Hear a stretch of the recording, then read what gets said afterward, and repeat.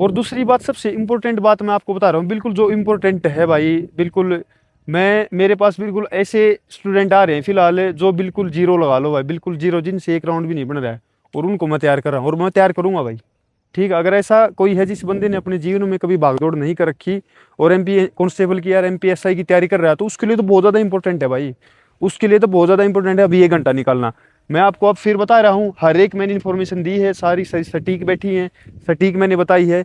मैं फिर आपको बता रहा हूँ, आपके फिजिकल में आपको 2 से 3 महीने का समय मिलेगा, मैक्सिमम 3 महीने है, नहीं तो 2 महीने में आपका फिजिकल निपट जाएगा। ठीक है, तो अब आप खुद आइडिया लगा लो, 2 महीने, 1 महीना तो कम से कम फिटनेस आने में लगता है भाई। 1 महीना तो कम से कम आपकी जो मसल्स है ना, जो आपकी मसल्स अभी रेस्ट मोड पे हैं, वो मसल्स आपकी उठ के और वर्कआउट वाले मोड पे आएंगी, ट्रेनिंग वाले मोड पे आएंगी। उसमें स्ट्रेंथ भी चाहिए, उसमें इंडोरेंस भी चाहिए, उसमें ऑक्सीजन लेवल भी बढ़ा होना चाहिए, बहुत कुछ चाहिए रहता है, बहुत सारी चीज़ें होती हैं। तो वही है। और दूसरी बात क्या है, उसको तो चाहिए ही चाहिए बंदे को, जो बंदा बिल्कुल आज तक अपने जीवन में भागदौड़ नहीं कर रखी, वो तो 1 घंटा निकालो ही निकालो। जो सबसे मेन इंपॉर्टेंट थिंग है ये वो है, देखो भाई, आप अगर आप कोई भी एकेडमी ज्वाइन करेंगे, कोई भी XYZ एकेडमी, कहीं का भी बंदा वीडियो देख रहा है भाई, एमपी के भोपाल का हो या फिर एमपी मध्य प्रदेश में कहीं का भी हो, सिंपल सी बात है, जब आप एकेडमी ज्वाइन करोगे, मैं पहले भी बताया था, सबसे पहले आप किसी भी एकेडमी में जाओगे तो डेमो लेना, कम से 3 से 4 दिन का डेमो लेना, वहाँ पे माहौल देखना कि भाई क्या माहौल है, ट्रेनिंग सही करवा रहा है कि नहीं करवा रहा है बंदा।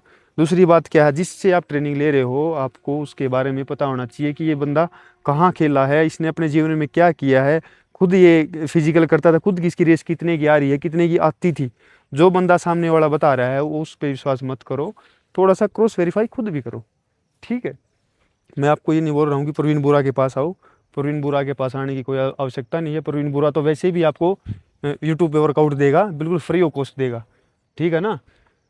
लेकिन अगर आप कहीं चले गए, मान लो एक सिंपल सी बात आपको भी पता है, अगर मान लो आप कहीं पे चले गए, अगर मान लो आपने किसी दोस्त के बोलने से या किसी के बोलने से आपने कोई एकेडमी ज्वाइन कर ली, ठीक है, और वो एकेडमी ज्वाइन करने के बाद आप वहाँ पे इमोशनली ऐसे अटैच हो जाते हो ना कि आप वो छोड़ नहीं पाते, और उस इमोशनली के चक्कर में ना, पहले वाली भर्ती में बहुत लोगों की ऐसी तैसी हुई है और अब की बार फिर हो जाएगी।